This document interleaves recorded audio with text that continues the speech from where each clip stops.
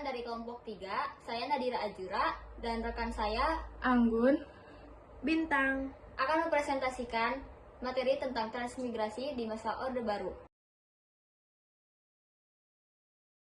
Transmigrasi adalah program pemindahan penduduk dari daerah padat penduduk, umumnya di Pulau Jawa, Bali, dan Madura, ke daerah yang lebih jarang penduduknya di luar Pulau Jawa seperti Sumatera, Kalimantan, Sulawesi, dan Papua.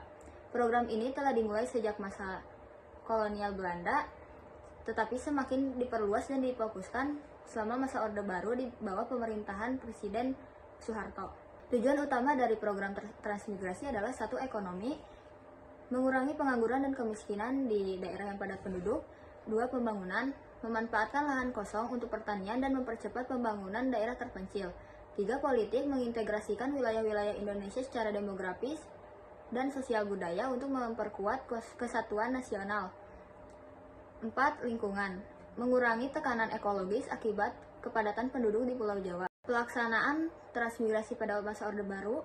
Selama masa Orde Baru tahun 1966 sampai 1998, program transmigrasi menjadi salah satu prioritas dalam pembangunan nasional yang diatur melalui Rencana Pembangunan 5 tahun yang disingkat Repelita.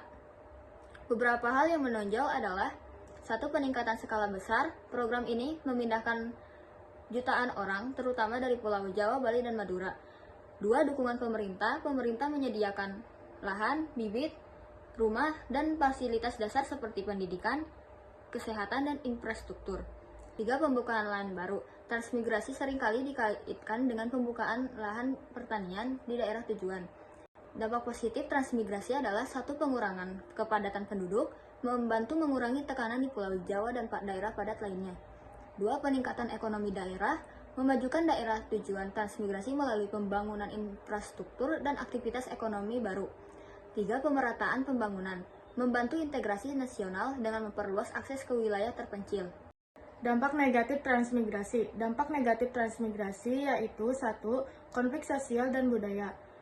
Pendatang dari Pulau Jawa seringkali memiliki budaya dan cara hidup berbeda dengan masyarakat lokal, sehingga menimbulkan ketegangan. 2. Perubahan ekologi. Pembukaan lahan baru untuk transmigrasi seringkali menyebabkan kerusakan hutan dan lingkungan. 3. Ketimpangan ekonomi. Tidak semua peserta transmigrasi berhasil. Beberapa menghadapi kesulitan ekonomi karena kualitas tanah yang rendah atau kurangnya dukungan pemerintah. 4. Ketegangan politik. Di beberapa wilayah seperti Papua dan Kalimantan, program transmigrasi dianggap mengancam keberadaan budaya lokal dan memicu resistensi terhadap pemerintah pusat. Kritik terhadap program transmigrasi Orde Baru. Banyak pihak menilai bahwa program transmigrasi Orde Baru lebih berfokus pada kepentingan politik dan militer untuk memperkuat kendali pemerintah pusat. Isu lingkungan dan pelanggaran hak masyarakat adat seringkali muncul karena pembukaan lahan besar-besaran untuk transmigrasi. Akhir program transmigrasi masif. Setelah berakhirnya Orde Baru pada 1998, program transmigrasi tidak lagi menjadi prioritas utama. Namun, program ini masih berlangsung dalam skala yang lebih kecil dengan pendekatan berbeda, seperti transmigrasi berbasis lokal atau swadaya. Kesimpulannya, transmigrasi pada masa Orde Baru adalah salah satu upaya besar untuk pemerintah untuk mengatasi masalah kependudukan dan pembangunan.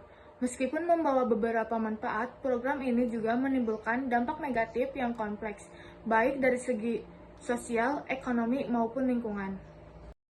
Sekian presentasi dari kelompok kami, kurang lebihnya mohon maaf. Wassalam.